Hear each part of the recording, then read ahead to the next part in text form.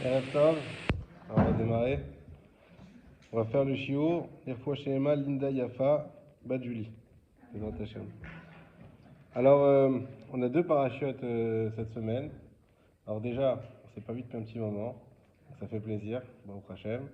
Entre Pessah et les festivités pour la terre d'Israël, voilà. Euh, donc, c'est des parachutes qui sont un petit peu durs. Alors, je vous préviens que le cours de ce soir, il va être un peu dur. Il va être un peu corsé. C'est un cours qu'on aurait peut-être plus facilement faire avec les hommes. Avec les femmes, c'est un peu. Parce que émotionnellement, c'est pas évident. On va parler de choses qui sont un peu dures, mais des fois, il faut en parler aussi. Et voilà, je vous préviens comme ça. Mieux vous prévenir que guérir. Voilà. Hein? Non, non, non. Toi, non. Toi, t'es un aguerri. C'est bon. Du collèle, si t'es prêt à supporter. Mais voilà, donc en tout cas, donc la paracha c'est la paracha de Kippour. Acharemot, c'est celle qui part de Kippour. Donc Kippour déjà, on sait très bien que c'est un moment qui est immense, mais qui est aussi très dur. C'est un moment où il y a la kapara qui vient sur le clan Israël, où il y a à la fois la midata din qui se développe au maximum, puisque c'est le moment où on va juger, mais c'est aussi le moment où on va invoquer le plus la rachamim. Là où elle peut être cachée, on va essayer de la dévoiler. Et dans tout Acharemot, on va parler de tout le culte sacrificiel de Kippour et du Kohen Gadol qui va devoir faire exécuter ce culte. Et on commence comment? On commence avec le fameux bouc émissaire. Bouc émissaire, on avait deux boucs qui étaient identiques, même âge, même corpulence, tout pareil. Et on va tirer au sort. Il y en a un qui va être jeté d'une falaise, la Azazel, et qui va être le pauvre déchiqueté. Et il y en a un autre qui sera sacrifié dignement au Beth Amikdash et qui sera sanctifié pour Akadosh Baruch Hu. Et tout le monde pose la question, comment ça se fait que sur quoi on se base pour avoir un pauvre bouc qui finit d'une manière catastrophique et un autre qui est complètement à l'apogée de ce qu'on peut attendre pour un animal, il arrive à être sanctifié pour Akadosh Baruch Hu. Et pourquoi faire ça le jour de Kippour? Et en quoi ça pardonne le jour de Kippour? Alors il y a le Rav Raphaël Hirsch qui nous apporte une réponse et qui nous dit la chose suivante. Cela doit éveiller l'homme, parce que le jour de Kippour c'est le jour de la Teshuvah, cela doit éveiller l'homme à une chose.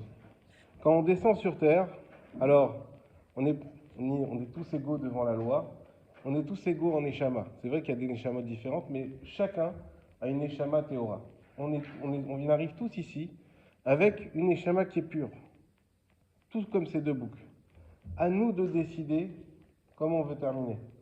Est-ce que comme celui qui va sanctifier Dieu, ou est-ce que Dieu préserve comme l'autre? La Azazel, c'est-à-dire que c'était des rochers qui étaient pointus, mais c'est également, le Zohar nous dit, la Azazel, c'est les forces du mal.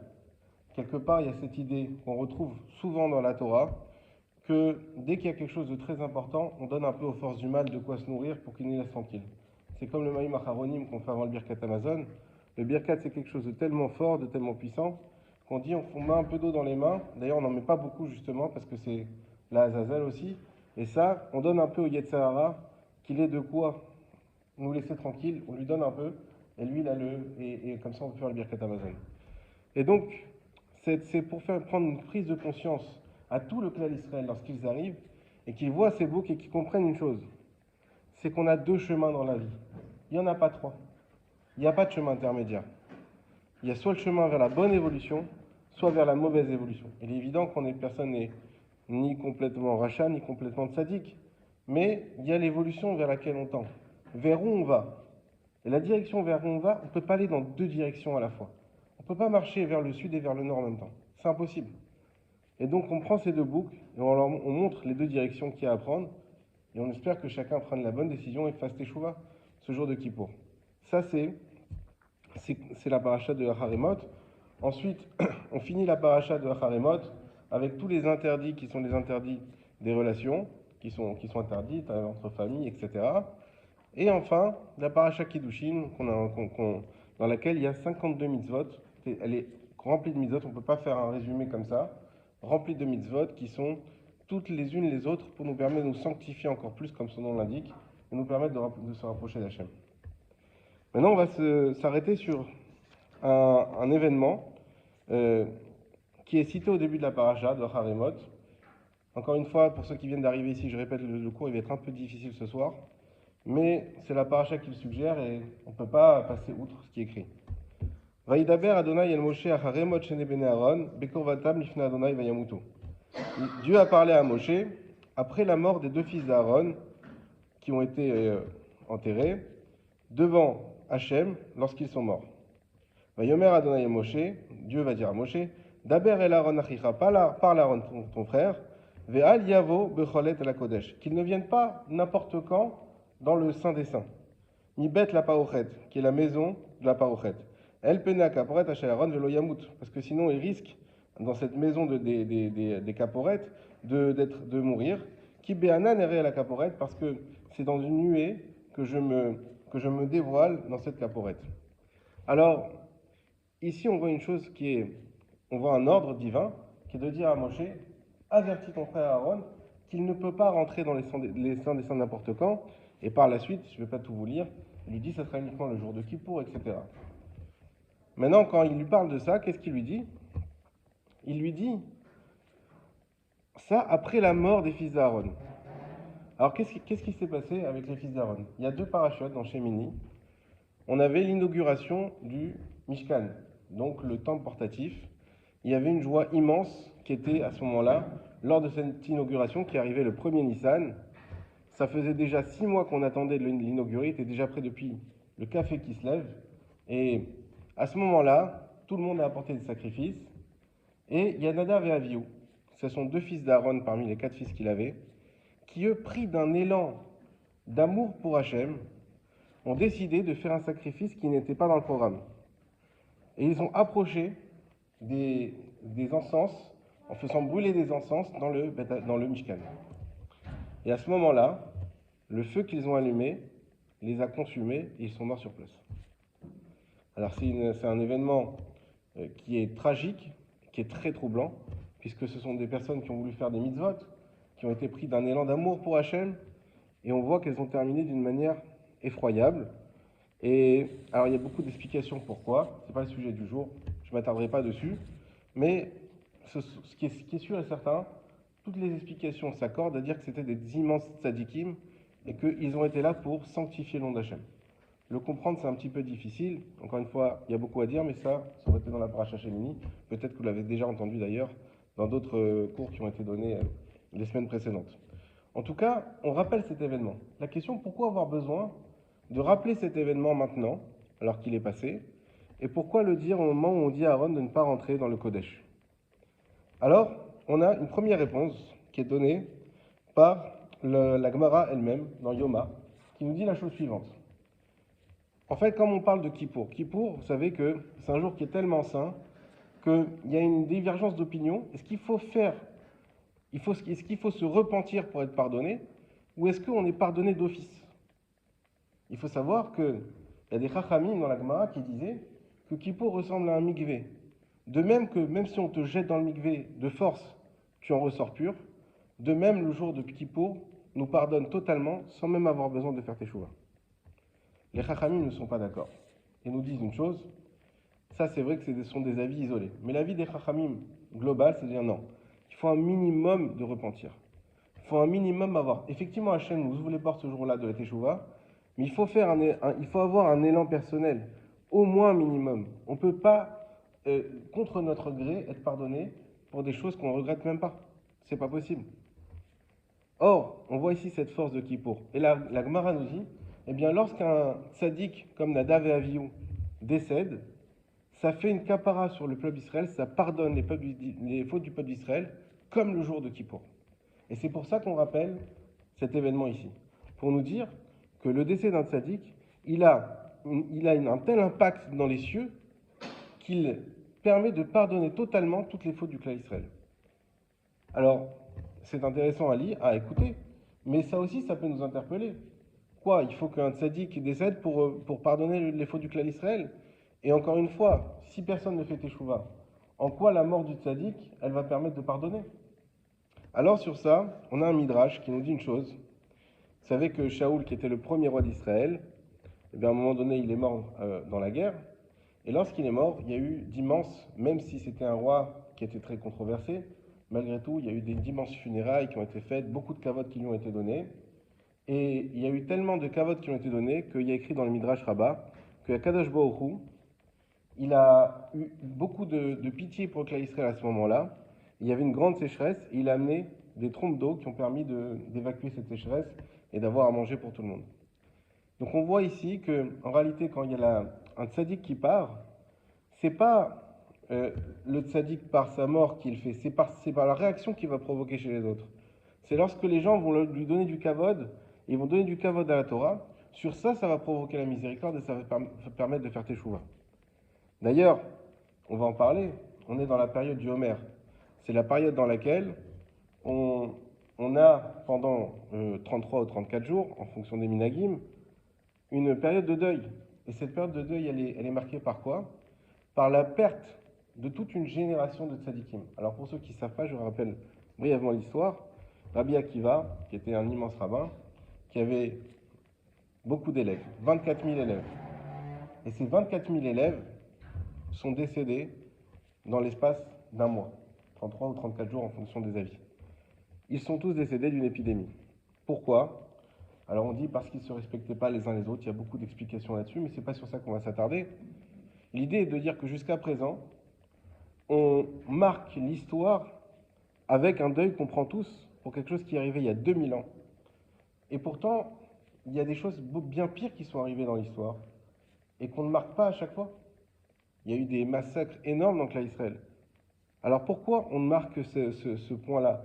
Pourquoi le clan Israël a pris sur lui un deuil pour des chachamim qui ont vécu il y a 2000 ans? Qu'on fête aujourd'hui Pessah, qu'on fête aujourd'hui des événements qui sont majeurs, c'est normal. Des événements qui ont inclus tout le clan Israël, tout le peuple. Mais à partir du moment où ça concerne qu'une partie, même 24 000, c'est beaucoup, c'est énorme, mais ça reste une petite partie du peuple. Pourquoi il fallait absolument commémorer ça par un deuil? Et bien pourquoi? On retrouve la même idée. C'est que ce qui s'est passé, c'est que eux représentaient l'immense majorité. Après eux, ne va rester que 5 rachamim capables de diffuser la Torah. Donc c'est-à-dire que toute la Torah a été presque tuée par la mort de ces rachamim. Eux qui étaient censés ensuite aller dans tous les chemins, dans toutes les villes et les pays et diffuser la Torah, ils sont niftar. Donc ce qu'on se commémore à ce moment-là, et ce qu'on pleure, c'est la perte de Chachamim et la perte de la diffusion de la Torah qui aurait dû être faite. Et c'est ça l'important. On a le Shla Akadosh qui nous précise quelque chose. Il dit lorsqu'on a le décès d'un gadol dans la Torah, ce qui se passe, c'est qu'à ce moment-là, tout le monde est choqué. Pourquoi tout le monde est choqué?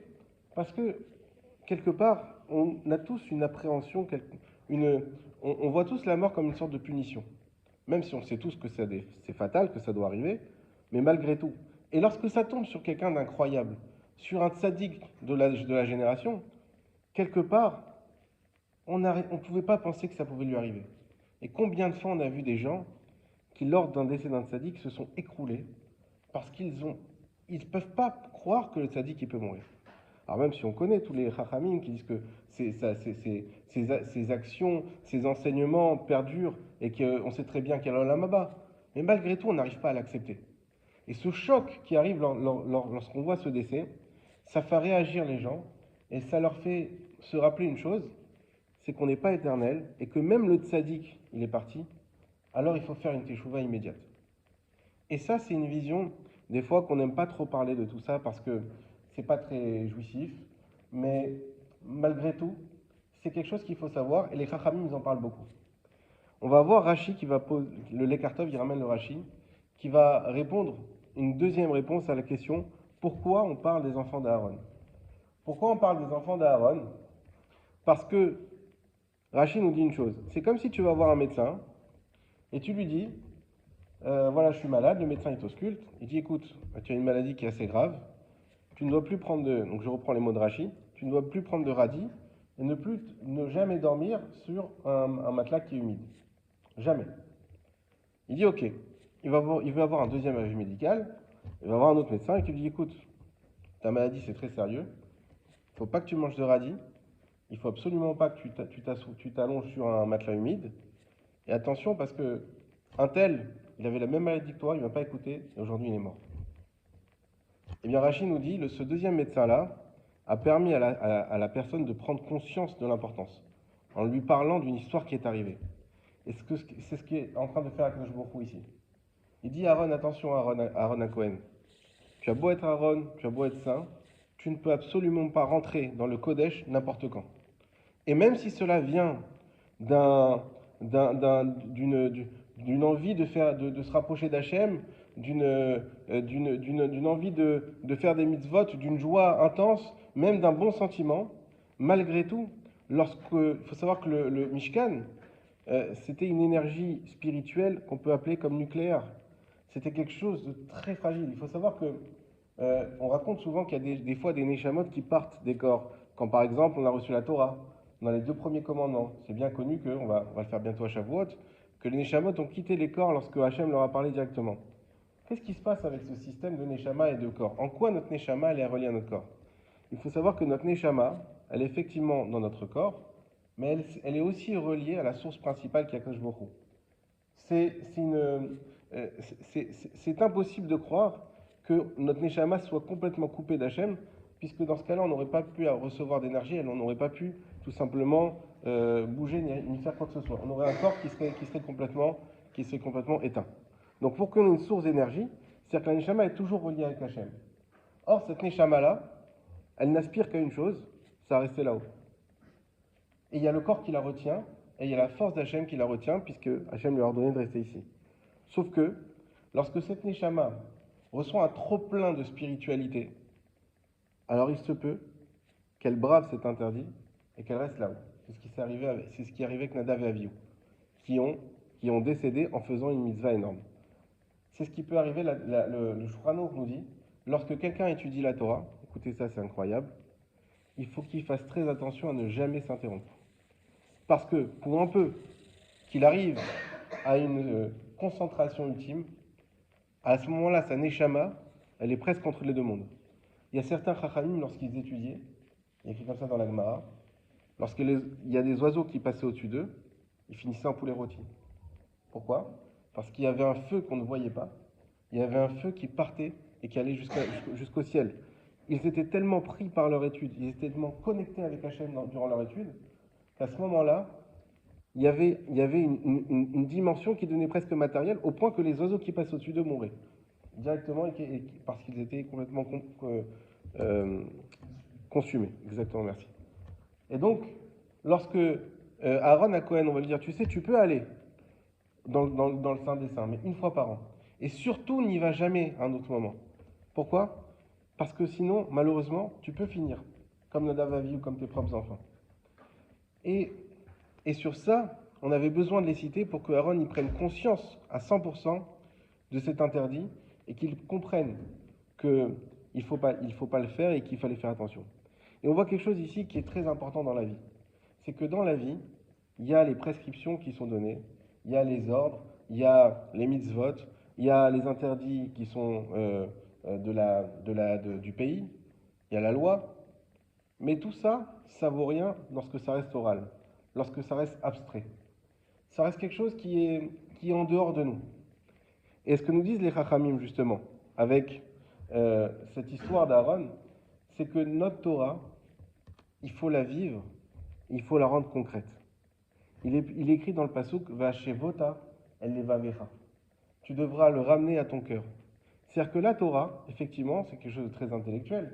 Pour tous ceux qui l'étudient, on réfléchit, on essaye de développer, on essaye d'argumenter, on essaye de comprendre. Mais croire que la Torah, c'est quelque chose d'intellectuel, c'est passer tout à fait à côté de ce que c'est la Torah. La Torah, c'est vaché vota levavera. C'est quelque chose que tu dois ramener à ton cœur et que tu dois rendre complètement concret. Pour la petite histoire, on a été à Bethel à Pessah, et ici, il faisait, je sais pas, 25, 27 degrés, il faisait chaud, on était en t-shirt, et on nous a dit, attention, à Bethel, il fait froid. J'ai dit, ok, il fait 5 degrés. 5 degrés. Bon, on n'y a pas cru. Donc on a fait nos valises. Par précaution, on a pris un petit manteau, mais arrivé sur place, il faisait 5 degrés. Les vrais 5 degrés, les mains bleues, s'il n'y a pas des gants. Et c'est quelque chose dans la vie, pourquoi je vous dis ça? Parce qu'on ne croit que ce qu'on voit. On peut te dire qu'il fait 5 degrés, tu peux même regarder sur ton téléphone, tu vois qu'il fait 5 degrés, mais là, tu es en train de brûler au soleil. Tu dis, mais c'est pas possible, on est à 2 heures de route, c'est pas possible. Tu vas pas. Mais tu n'y crois pas. Et c'est ça que la paracha nous apprend. Sache que tu ne croiras pas ce que tu ne vivras pas. Et que tu le veuilles ou non. Il y a des choses, on peut te mettre en garde. On peut, quoi qu'il arrive, combien on voit des gens intelligents qui pourtant ne prennent pas soin de leur santé. Mais pourquoi tu n'y crois pas? On n'y croit pas. En réalité, ce qu'on ne vit pas, on ne le croit pas. Et c'est pour ça que la Torah nous enjoint de la vivre et non pas de l'étudier. Dire qu'on étudie la Torah, ça ne suffit pas. Il faut l'étudier et il faut la vivre. Il y a le Darké Moussar qui nous ramène le passouk de Kohelet. Kohelet, c'est un livre écrit par Shlomo Ameler. Et Shlomo, il dit la chose suivante. L'homme ne connaît pas son heure, pas plus que les poissons pris dans les filets fatals et les oiseaux pris au piège. C'est-à-dire que même les poissons et les oiseaux, lorsqu'ils sont pris au piège, lorsqu'ils sont... C'est fini, ils ont été capturés. Jusqu'à la fin, ils ne comprennent pas ce qui se passe.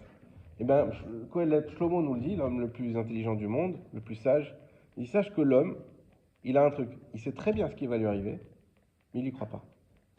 C'est dingue. Il voit que ça arrive chez tout le monde, au fur et à mesure, mais il n'y croit pas. Rabbeinu Yonah nous dit une chose. Gardez toujours en conscience l'idée qu'il y a une fin. C'est ce qui permet de nous sauver du main de Yetzirah. On va expliquer cette idée tout de suite, mais avant, on va citer la Gemara Brachot. La Gemara Brachot, elle nous dit, il y a un pasouk dans le Télim qui dit Rigzu ve'al techetaou. Imru bivalchem al mishkafrem vedomu sela. Rigzu, tremblez, ve'al techetaou. Et grâce à ça, vous ne frotterez pas. Imru bivalchem, dites dans vos cœurs, al mishkafrem sur ma couche, vedomu sela, et je resterai en silence. Donc le pasouk, on ne comprend pas trop de quoi il parle. Et il y a la Gemara dans Brachot, justement, qui va le commenter, par Rabbi Levi Bar Shama, au nom de Rabbi Shimon ben Lakish. Il nous dit une chose. Rigzu val techetaou, c'est quoi Rigzu? Trembler. C'est-à-dire qu'à chaque fois qu'on sent qu'il y a un Yetzer Hara, à chaque fois qu'on sent qu'il y a une tentation, on a un devoir de réveiller son Yetzer Hatov. Rigzu, c'est faire trembler le Yetzer Hatov afin de ne pas fauter. Comment? Chacun y réfléchit, comment il peut faire en tout simplement se retenant, en pensant aux choses qui peuvent le motiver, etc. On a une obligation de ne pas se laisser aller, en d'autres termes. Parce que si on se laisse aller, évidemment, on tombe. Ensuite, il dit maintenant, c'est possible que cela ne suffise pas. Et qu'est-ce qu'on dit? Imru bilvalfrem. Dites dans vos cœurs. C'est quoi? Étudie la Torah. Si tu vois qu'à un moment donné, tu n'arrives pas à surpasser ce Yetzara, alors plonge-toi dans l'étude de la Torah. L'étude de la Torah, elle va permettre de te reprendre en main et de passer cette épreuve. Il est possible que cela ne suffise pas. Et qu'est-ce qu'on dit? Al mishkafrem.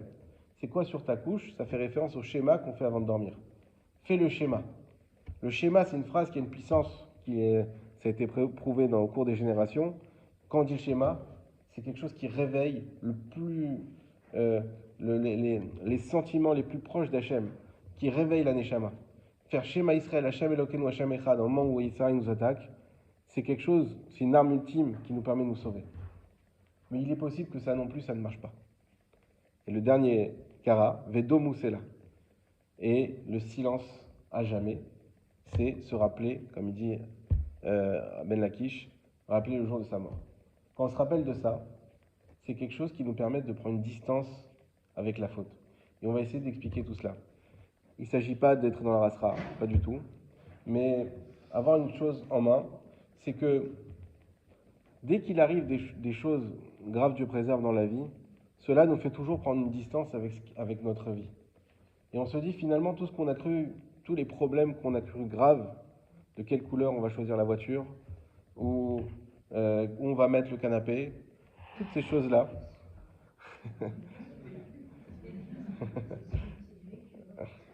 eh bien, lorsqu'on arrive face à des événements réels de la vie, on comprend que tout ça n'a pas d'importance. On peut arriver à la table de Shabbat et arriver à des disputes qui arrivent, on en a déjà parlé. Le jour du Shabbat, il y a le feu qu'il ne faut pas allumer justement, parce qu'il y a le feu du Yetzirah qui vient pour enlever le Shabbat Shalom, qui vient pour enlever le Shalom. Sauf que quand on réfléchit pendant un instant et qu'on se dit, regarde, on est Shabbat, on est avec son épouse, ses enfants, sa famille. Aujourd'hui, on est là tous. Qui sait où on sera demain? Aujourd'hui, on est tous ensemble. Aujourd'hui, on est tous ensemble. Aujourd'hui, on est tous ensemble. Qui sait si chacun va pas partir de son côté dans quelques années? On vit quelque chose. Je vous ai prévenu. Pour ceux qui sont arrivés en retard, ils n'étaient pas prévenus. J'ai pas dit que ça allait être triste. J'ai dit que ça allait être dur. Qui sait ce qui peut arriver et qui sait la chance qu'on a de vivre ce moment-là. Donc, est-ce que c'est le moment d'arriver et de se perdre ce temps précieux dont Dieu nous a fait cadeau? Il faut savoir que chaque instant qu'on vit, c'est un cadeau de Dieu. Chaque respiration, c'est un cadeau de Dieu. Et en réalité, penser à ça, c'est pas triste. C'est ça qui donne le goût à la vie. C'est grâce à ça qu'on peut percevoir un peu de bonheur. Parce que c'est toujours difficile d'arriver au vrai bonheur. On peut des fois avoir tout dans la vie et on n'y arrive pas. Des fois, tout ce qu'on voulait ça arrive. On arrive à acheter ce qu'on voulait acheter, on arrive à trouver, pour ceux qui cherchent une femme, ils trouvent la femme qu'ils voulaient. Pour ceux qui veulent des enfants, ils arrivent à avoir les enfants. Toutes ces choses-là qui sont fondamentales. Et malgré tout, des fois, il manque quelque chose. Il manque quoi? Il manque, en réalité, notre perception réelle de ce qui est en train de se passer. On n'arrive pas à rentrer dans le truc, comme on dit. Des fois, on n'arrive pas à comprendre ce qu'on est en train de vivre. Et les Chachamim nous disent une chose, c'est que chaque instant qui passe, tu dois savoir que c'est un instant qui est donné par Hachem en cadeau. Et ce cadeau-là, il faut que tu l'apprécies. Si tu penses, alors on a un système de défense qui est automatique, qui nous fait oublier ça. Parce qu'on ne peut pas vivre tout le temps avec cette idée qu'il y a une fin. Sinon, on passerait notre temps à être pétrifié. Alors, en réalité, non. Parce que la Emouna, c'est quoi? La Emouna du juif, c'est la Emouna qui a un monde à venir. Et la Emouna qui a un monde à venir, c'est quelque chose qui doit toujours nous porter. Parce que sans croire en monde à venir, on n'a aucune chance de vivre notre monde présent ici. Le monde à venir, c'est exactement ce qui va donner toute la valeur au monde qu'on est en train de vivre ici. Quelqu'un, comme ils disent, on n'a qu'une vie, je vis l'instant présent, mais ça c'est d'une absurdité sans nom. Premièrement, on n'a pas qu'une vie, et deuxièmement, vivre ton instant présent en pensant que tu n'as qu'une vie, tu es en train de détruire ton instant présent. Tu es en train de consumer le bienfait que Dieu t'a donné, au lieu de le faire fleurir, tu fais brûler le jardin. Dieu il t'a donné une Neshama Théora. Et encore une fois, les Chachamim, ils insistent sur ça. Ne crois pas que cette Neshama-là, elle restera forcément toujours pure, puisqu'il y a ce bouc, malheureusement, comme on l'a dit, qui finit la Azazel. Tu as un devoir, et pour ça, pour te rappeler, parce qu'il y a des épreuves, et le but du Yetzirah, c'est de nous endormir. C'est des piqûres de morphine sans cesse pour nous endormir et nous faire oublier notre but dans ce monde. Et nous, on doit toujours, les Chachamim disent, c'est pas le mieux parce que ça risque de te faire un peu déprimé. Mais si ça suffit pas de te réveiller, le Limut Torah, le schéma Israël, alors il faut peut-être passer par là. Et ça va te permettre de te rappeler qu'il y a une fin. Et sache que même si tu n'y crois pas, parce que même si tu le vois autour de toi, ça suffit pas.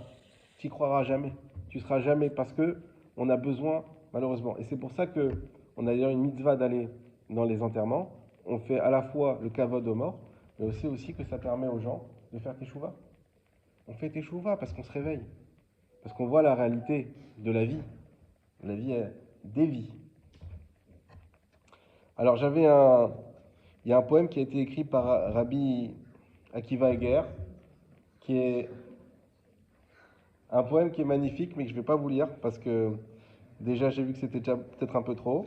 Mais, Stam, Peut-être, voilà. En tout cas, c'est quelque chose qui est très très prenant, qui est à lire une fois dans sa vie. Euh, hein? Je- J'ai sélectionné, il y a 30 versets, j'en ai sélectionné 4. Je veux bien vous les lire, mais c'est pas évident. Alors je vais vous les lire. J'en ai sélectionné que 5, pardon. Fils de l'homme. Ah. Fils de l'homme, prépare des vivres avant que l'obscurité survienne. Colmate les brèches avant ton départ de ce monde. Sur de la paille tu reposeras, seul vestige d'une vie de travail. Repose-toi tant qu'il est encore temps. Repens-toi, pardon, tant qu'il est encore temps. Et la dernière qui est la plus belle. Rends grâce à ton Dieu et tu reposeras en toute confiance. Et c'est ça l'idée, c'est avec quoi il finira bien Akiva, c'est que tout ça, c'est nous permettre de prendre conscience de l'importance de nos actes de chaque moment, de chaque jour, de faire teshuva, de ne pas se laisser aller. Et grâce à ça, on construit notre olam haba, on construit notre avenir éternel, et en ça, on peut faire confiance à Akash Baruch Hu, qu'après, plus rien ne peut nous arriver, plus rien ne peut nous faire peur, et au contraire, tout ce qu'on va faire dans ces moments-là sont des actes qui sont les seuls actes qui vont rester. On peut faire ce qu'on veut, on peut acheter autant d'immeubles qu'on veut, on peut laisser autant d'héritage qu'on veut, on peut écrire même des fois autant de livres qu'on veut, mais à la finale, ce qui va rester, ce sont nos bonnes actions, ce sont nos mitzvot, et c'est ça qui va nous permettre d'être les Olméades en tranquillité avec Akadosh Baruch Hu. Bon, voilà, c'était pour le cours de ce soir. Alors, on va continuer sur cette belle lancée avec les halachot du Homer, les halachot du deuil du Homer. Donc, comme on a dit, en ce moment, on est dans une. Bon, c'est une fois par an, faut pas. Voilà. Mais c'est une chose à connaître. On peut pas. Vous savez, j'ai beaucoup réfléchi avant de donner le shiur.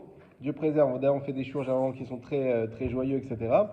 Il ne faut pas croire que c'est pas joyeux, même si ça passe par un chemin qui est tordu, mais c'est que grâce à ça qu'on peut vraiment, comme on l'a déjà expliqué, arriver à apprécier notre vie des fois et à comprendre l'importance et la chance qu'on a. Non pas de vivre, parce que dans tous les cas, on arrive au Lamaba, mais la chance qu'on a de pouvoir agir dans ce monde, de faire des mitzvot et se rapprocher d'Hachem, et de pouvoir arriver à des choses que les autres ne peuvent pas faire. Donc, euh, donc voilà. Et j'ai réfléchi et je me suis dit, qui on peut être pour faire taire une partie de la Torah? On ne peut pas. Même si c'est vrai qu'il y a des choses que des fois on aime entendre, des choses qu'on n'aime pas entendre, mais on ne peut pas ne jamais parler de certaines choses, les laisser de côté et ne jamais en parler. D'ailleurs, en parlant du Homer, pour faire une petite aparté par rapport à ça, vous savez que le Homer, on peut le compter que le soir. Bon, il y a différents avis sur quelle heure, mais on laissait des fois les communautés qui étaient des communautés éloignées, même le compter avec bracha la journée. Pourquoi? Eh bien, pour pas que le Homer soit complètement perdu. Et donc, toute partie de la Torah, il est hors de question de la perdre. On ne peut pas faire main basse sur une partie. Donc, je me suis dit que, comme c'est le sujet quand même principal de la paracha, et qu'en plus on est dans la période du Homer, donc voilà, je voulais aussi en parler, et j'espère que ça vous a plu, que ça vous a pas, Dieu préserve, déprimé. Alors, les halachot du Homer, il nous reste pas longtemps. Donc, rapidement, déjà, on va faire le quiz. Quel est l'interdit principal? Donc je précise bien principal, parce qu'il y en a beaucoup, mais on va les voir. Mais l'interdit principal, au niveau, je parle des minagim de deuil qu'on a pendant le Homer, quel est l'interdit principal durant cette période? Razak, se marier. L'interdit principal, c'est se marier. Il faut l'avoir en tête, musique, raser, cheveux, tout ça, ça vient en dessous. C'est se marier. C'est le mariage qui y sont interdits. Et c'est pour ça que normalement, je ne sais pas si c'est en vigueur ou pas, mais en principe, les pouvoirs publics israéliens ne doivent pas accepter de mariage jusqu'au 33e jour au moins, parce que les Ashkenazim font jusqu'au 33e jour et les Sfaradim jusqu'au 34e jour. Il faut savoir que, euh, contradic- euh, euh, contrairement à ça, pas contrairement, euh, en contradiction avec ça, on a tout à fait le droit de se fiancer même avec de la musique. On a le droit de se fiancer. Pourquoi? Parce que un fiançailles, c'est quelque chose, lorsqu'on a la chance de trouver la personne qui nous convient, très vite, si on fait pas quelque chose pour lier d'officiel, alors très vite, finalement, on peut revenir sur ce qu'on a décidé et pas rester ensemble.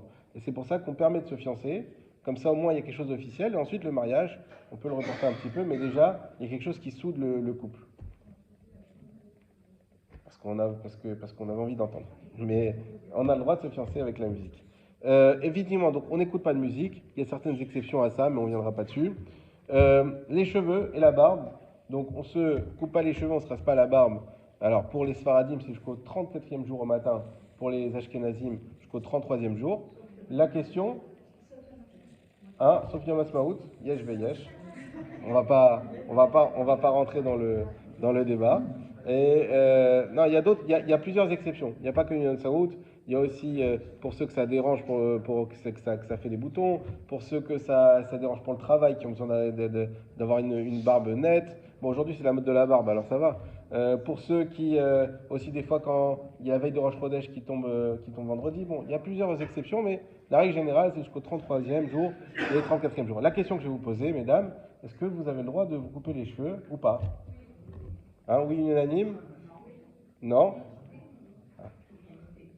Alors, sur ça, c'est une marque-loquette aussi qu'on a entre Shulchan Aruch et le Rama, entre les Sfaradim et les Ashkenazim encore une fois. Pourquoi? Parce que Shulchan Aruch nous dit que même une femme qui est en deuil, après les 7 jours, elle a le droit de se couper les cheveux. Elle n'est pas obligée d'attendre les 30 jours comme un homme. Même un homme, c'est 30 jours plus qu'on lui fasse une réflexion, attention, voilà. Une femme, non. Le Rama, il dit non, la femme, c'est comme l'homme. De là, on va superposer cette halakha-là et dire que pour les Sfaradim, une femme sans problème, elle peut se couper les cheveux pendant la période du Homer. Pour les Ashkenazim, même là, il y en a qui permettent parce qu'ils disent que le deuil, c'est beaucoup plus grave que le Homer, c'est que j'ai juste un minag de Homer. Donc ils permettent quand même. Et il y en a d'autres qui disent non, c'est pareil, donc on applique les lois, et donc les femmes se coupent pas les cheveux pour certains Ashkenazim. Est-ce qu'on a le droit de faire Shechianu pendant le Homer? Hein? Ah. Est-ce qu'on a le droit de faire Shechianu? Eh bien, sur les vêtements, on va éviter au maximum, mais on va plutôt mettre les vêtements le Shabbat. Pour les fruits, il n'y a aucun problème. La question, est-ce qu'on a le droit d'emménager pendant le Homer et de faire Shechianu lors de cet emménagement? Du coup, oui, non, on aurait pu se tromper, on ne sait pas. Du coup, oui, Baruch Hashem. Non, oui, on a le droit surtout lorsqu'on emménage en Eretz Israël, puisque c'est une très grande mitzvah d'habiter la terre d'Israël, comme vous le savez tous. C'est pour ça qu'on se rase les en route.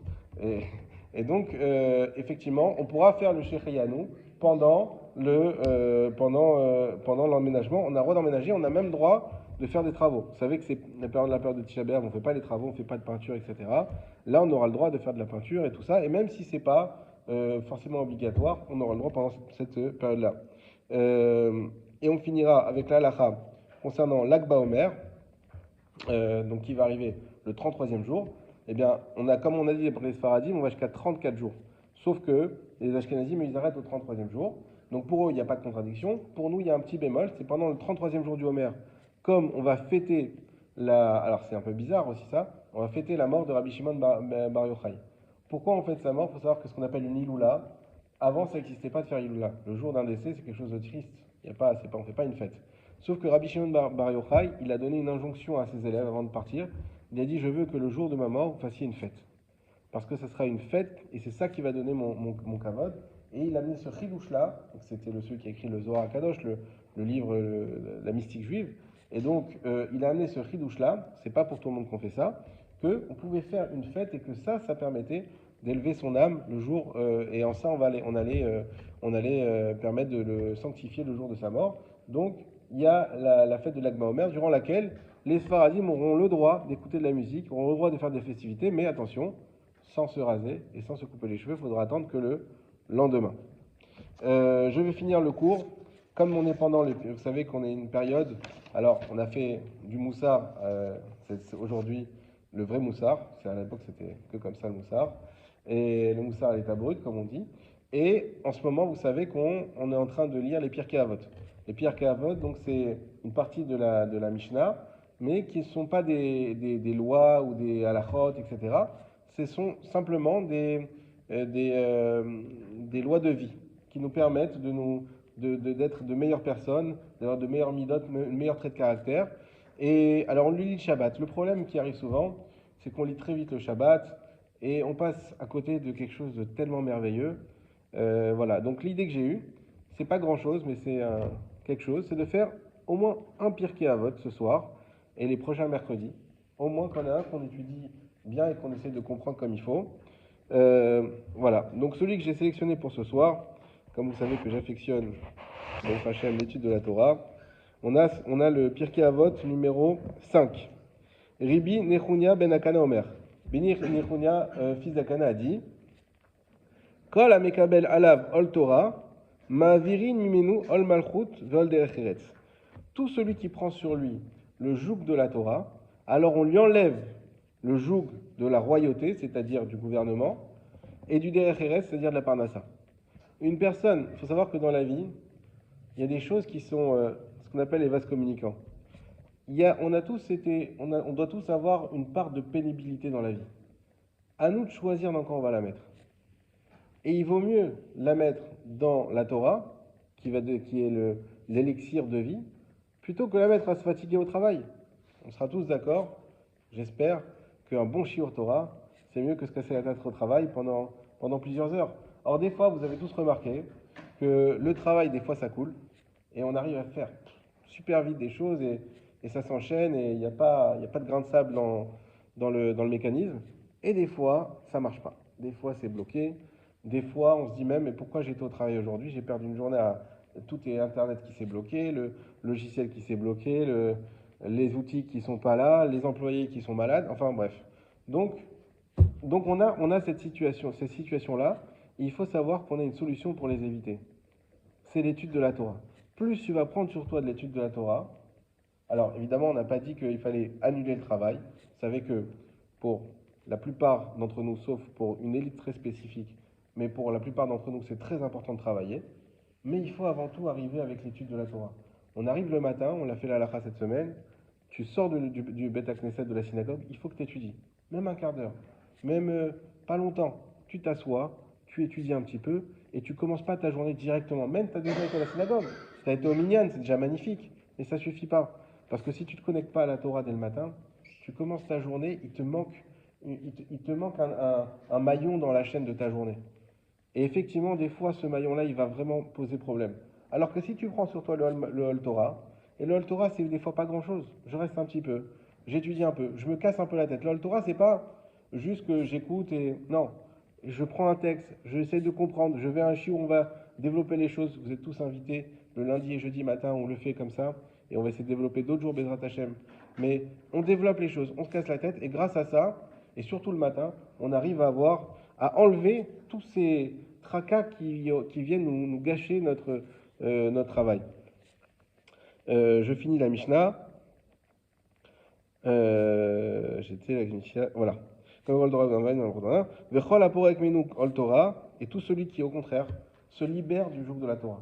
On peut dire non, ça y est, Shiur, c'est bon, ça m'a pris la tête, je laisse tomber, je mets de côté, je me libère du joug de la Torah. Notim alav ol malchut vol derech eretz. Eh bien, effectivement, tu t'es libéré d'un joug, ben on va t'en mettre un autre. C'est celui de la parnassa, des difficultés, des documents, des papiers, de la paperasse, de la comptabilité. Et tout ça, tu vois que ça va être compliqué. Pourquoi? Parce que tu n'as pas pris la part qui était la tienne dans la Torah, et à cause de ça, tu as laissé place à un autre joug sur toi. Chazak ou baruch.